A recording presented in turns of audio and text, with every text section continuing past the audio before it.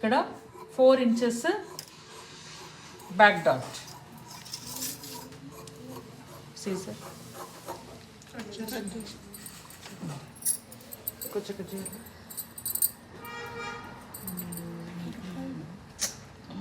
నేను ఇప్పుడు first back part నుంచి స్టార్ట్ చేస్తున్నా. ఓకే,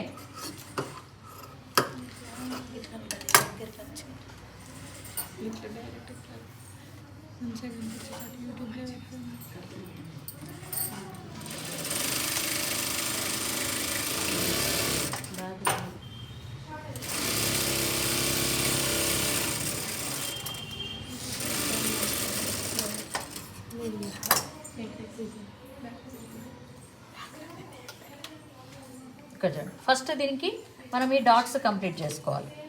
డాట్స్కి ఇట్లా పెట్టుకోండి. వన్ సైడ్ మనం మార్కింగ్ చేసాం కదా, వన్ సైడ్ ఇట్లా తీసుకోండి, వచ్చేస్తుంది. ఓకే, దీనికి మనం ప్రత్యేకించి ఈ లైన్ కొట్టాల్సిన అవసరం లేదు, అడ్డంగా ఒక లైన్ కొట్టేసేయండి.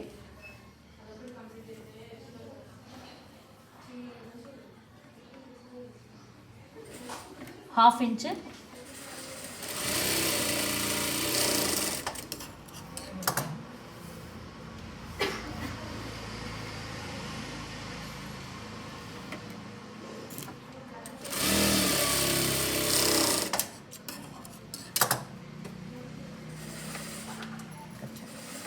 ఇది ఎప్పుడు కూడా ఇట్లా షార్ప్గా రావాలి. ఇట్లా అయిపోయాక ఇక్కడ బుడగ రావద్దు అన్నట్టు. ఇప్పుడు చూడండి, బుడగ వచ్చిందా? లేదు. అదే ఆ బుడగ వచ్చింది అని అంటే ఆ డాట్ కరెక్ట్గా రానట్టే. ఇక్కడ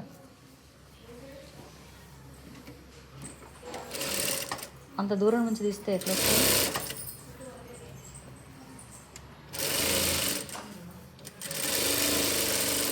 ఈ డాట్ పైన ఒక ప్లీట్ పెట్టుకోండి.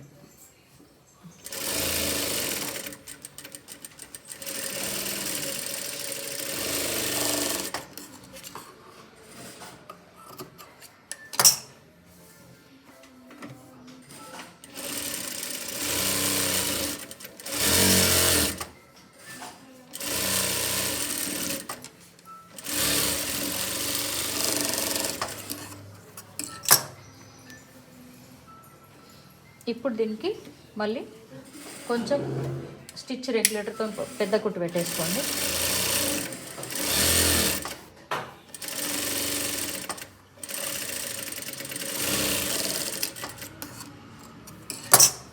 ఇప్పుడు back part completed.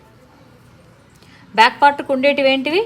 Only dots and whip పట్టి, బ్యాక్ వేస్ట్ పట్టి, ఈ రెండు తప్ప ఇంకా బ్యాక్ పార్ట్లు ఏముండవు. ముందు ఇది కంప్లీట్ చేసి పెట్టుకుంటే ఒక పార్ట్ అయిపోయినట్టు.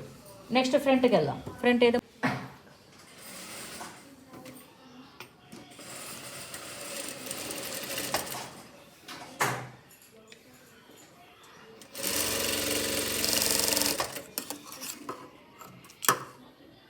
ఇది వేసుకున్నాక దీన్ని కంపల్సరీ ఇట్లా ఫోల్డ్ చేసుకొని కుట్టుకోండి.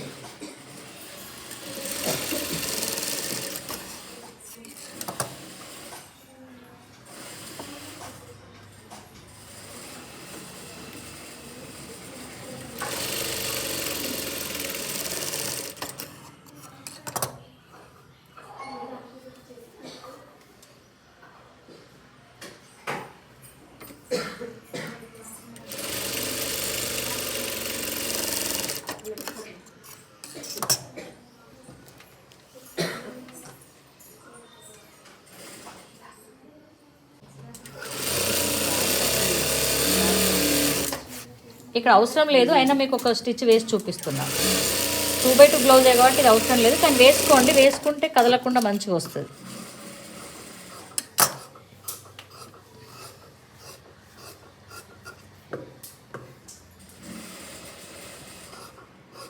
ఇక్కడ చెప్పాను కదా ఆ రోజు కూడా, ఈ కార్నర్ అనేది ఇట్లా ముందుకు రావాలి.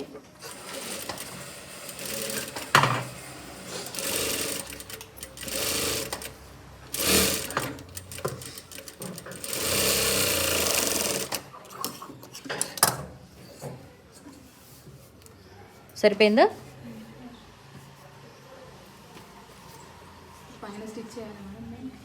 వద్దు,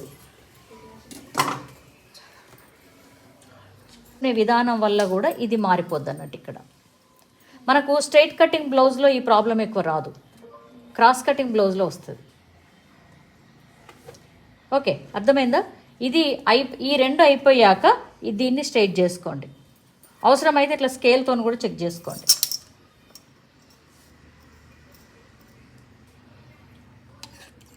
ఎంత ఎక్కువ ఉందో కూడా అంత తీసేయచ్చు.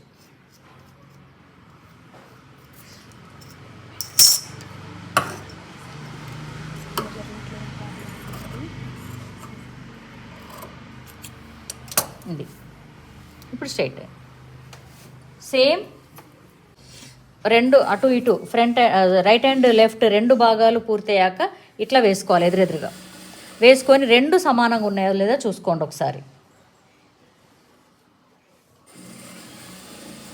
చూడండి తేడా ఉందా ఇక్కడ? ఇది కూడా తీసేయండి. ఇక్కడ కూడా తేడా ఉందా?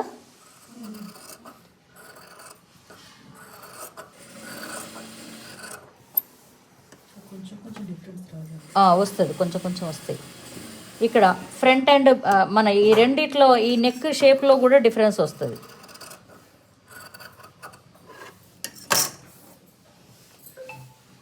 ఇక్కడ వరకు ఇది ఓకేనా? ఈ స్టేజ్ వరకు అయితే రెండు సమానంగానే ఉన్నాయి.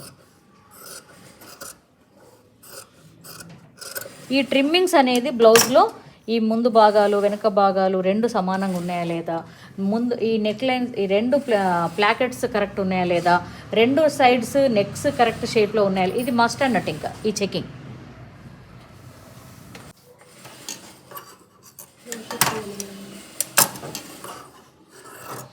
పట్టి కట్ చేయలేదు కదా.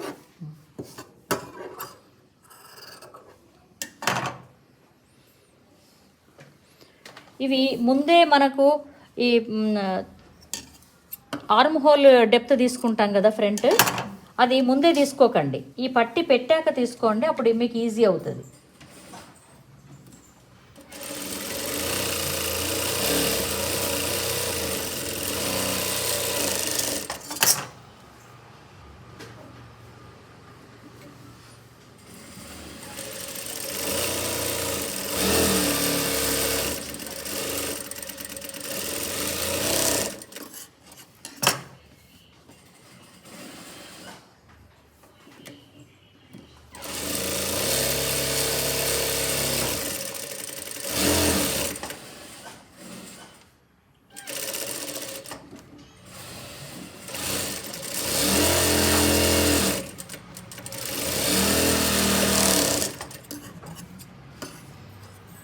వీటిని ఇట్లా ఎదురెదురు వేసుకోండి, రెండు ఉల్టాలు ఎదురెదురుగా వేసుకోండి. ఇక్కడ చూడండి మధ్యలో సెంటర్లో మీరు న్యాచ్ పెట్టలేదు, న్యాచ్ పెట్టాలి ఇక్కడ.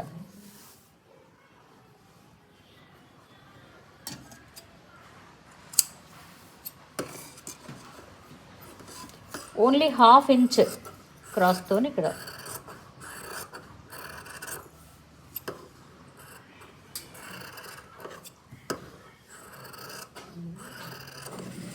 ఓకే. ఇక్కడ సడన్గా ఇట్లా లైన్ లాగా రావద్దు అన్నట్టు. ఇప్పుడు ఇట్లా లైన్ లాగా వచ్చేసి ఇట్లా అట్లా రావద్దు, ఫైన్ కర్వ్ రావాలి ఇక్కడ పైన. అప్పుడే మీకు ఈ ఆర్మ్ హోల్కి ఇది మంచిగా సెట్ అవుద్ది, లేదంటే చిన్న చిన్న బుడగలు వస్తాయి. దీనికన్నా కొంచెం ఎక్కువ పెట్టుకోవాలి, సమానంగా పెట్టవద్దు.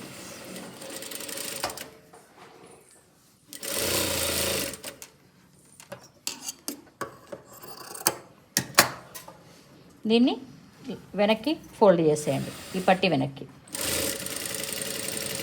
ప్రతి కుట్టు కూడా చివర్లో టాకింగ్ అనేది కంపల్సరీ పెట్టుకోండి, అట్లయితే మీకు కుట్టు స్ట్రాంగ్ ఉంటుంది.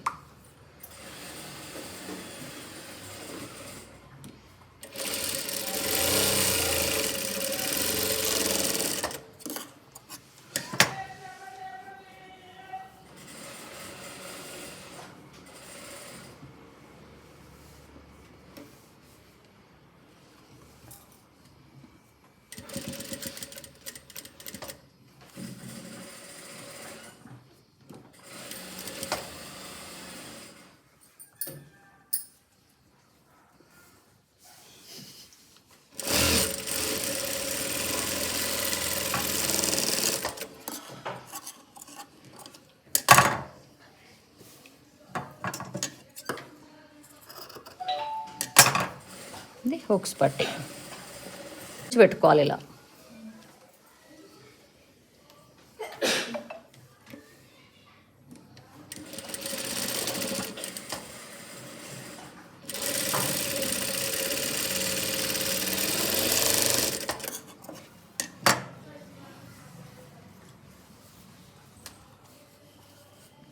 ఓకే, దీనివల్ల ఏమైందంటే మనం ఫ్రంట్కి మలిచినప్పుడు స్టిచ్ మనకు అనుకూలంగా కరెక్ట్గా వేయగలుగుతాం. లేదా బ్యాక్ నుంచి వేస్తే స్టిచ్ ఒక్కోసారి దీని మీద కూడా పడుతుంది, కాబట్టి రాంగ్ సైడ్ నుంచి వేయాలి.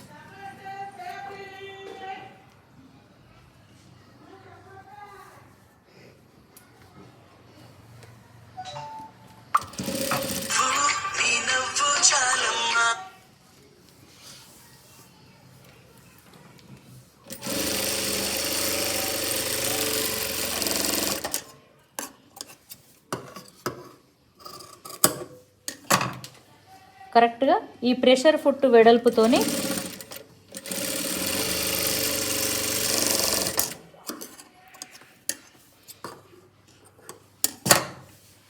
ఓకే.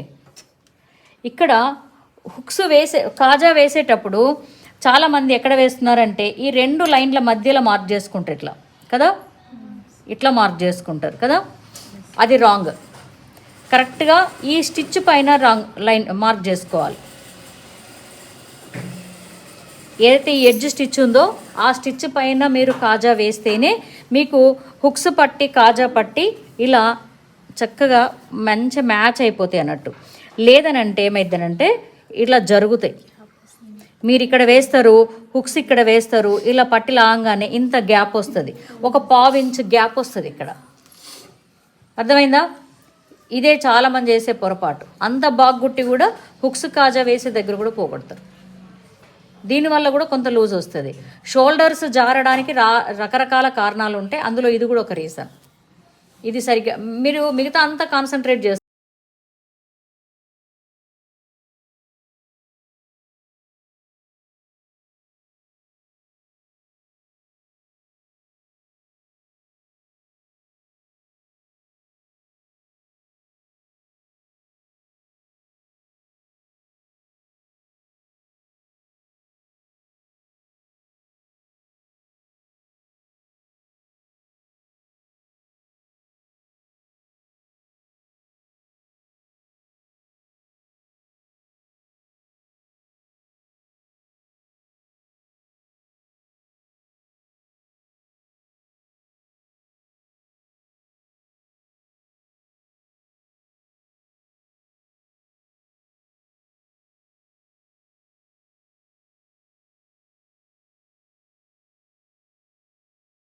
మళ్ళీ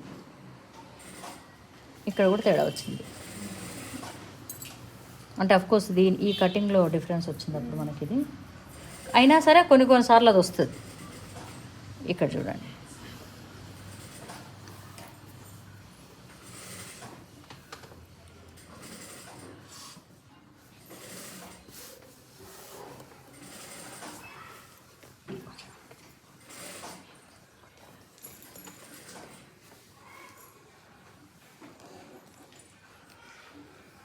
ఇట్లా మనం మెజర్ చేసుకునేటప్పుడు కంపల్సరీ ఈ కాజాల పట్టిని ఎక్స్ట్రానే పెట్టాలి.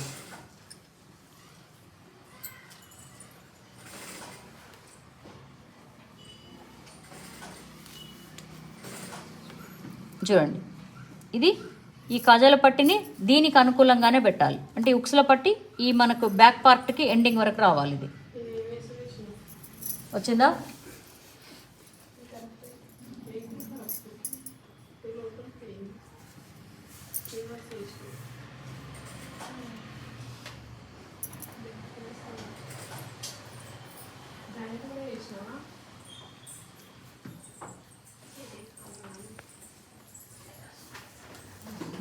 చూడండి, ఇప్పుడు కూడా తేడా ఉంది కదా. ఎక్కడొచ్చింది? ఇది ఇక్కడ వచ్చింది తేడా. శ్రవంతి, నువ్వు మొన్న కుట్టినప్పుడు ఏం చేసావు? దీన్ని డైరెక్ట్ ఇట్లా పెట్టి కుట్టేసినావు, ఇది ఇక్కడ దాకా వచ్చేసింది కదా. చూడండి, ఇది బ్యాక్ పార్ట్ కన్నా ఇక్కడ ఎక్కువ ఉంది.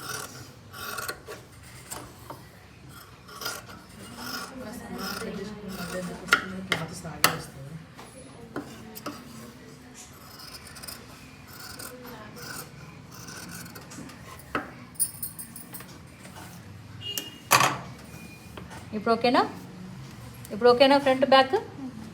ఇలా బ్యాక్ పార్ట్ పైన ఫ్రంట్ పార్ట్ని పరుచుకొని చెక్ చేసుకోవాలి దీని అంతే ఉందా లేదా. ఇప్పుడు మనం ఒకప్పుడు కట్ చేసిన కటింగ్లకి ఎలా ఉండేదంటే ఇది వచ్చేసి ఇక్కడ ఉండేది కదా, ఇది ఇట్లా వచ్చేస్తుంది. ఈ బ్యాక్కి ఫ్రంట్కి ఇంత డిఫరెన్స్ ఉండేది, అందుకనే బ్లౌజ్ లాగినట్టుగా ఉండేది, మీకు లాగి బిగించి పెట్టినట్టు ఉండేది తప్ప మీకు కరెక్ట్ ఫిట్టింగ్లో ఉండకపోయేది బ్లౌజ్. ఇప్పుడు మనం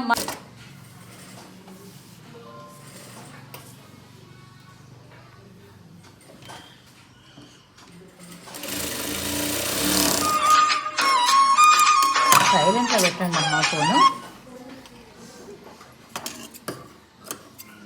చెవుల్ని మోగిస్తున్నారు. ఇక్కడ చూడండి, ఇది నెక్ వేసుకున్నాం, ఈ షోల్డర్ వేసాం కదా, ఈ సీమ్ అలవెన్స్ ఉంది కదా, ఇది ఎటువైపు ఎప్పుడు బ్యాక్ సైడే ఉండాలి, ఫ్రంట్కి ఉండొద్దు. అందుకని ఏం చేయండి అంటే చిన్న ఒక కుట్టేసేసుకోండి, ఇక కదలదు.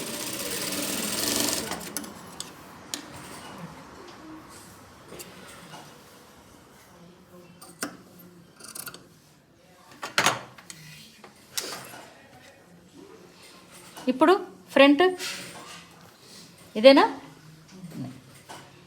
ఇక్కడ చూడండి, ఈ న్యాచ్ దీనిపైన రావాలి.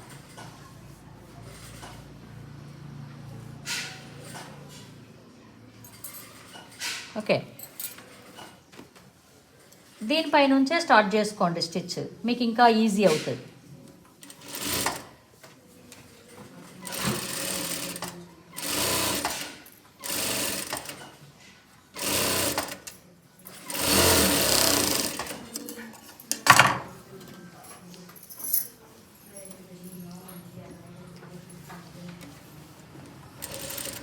కొంతమంది ఏం చేస్తారు, ఇది ఇటువైపు, ఇక్కడేమో ఇటువైపు తిరిగి ఉంది, ఈజేమో ఇటు తిప్పుతారు.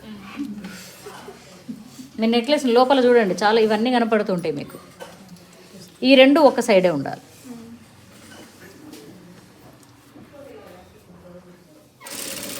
అక్కడ మెలిక తిరిగినట్టు వస్తుందా లేదా షోల్డర్, అట్లా ఉండేసరికి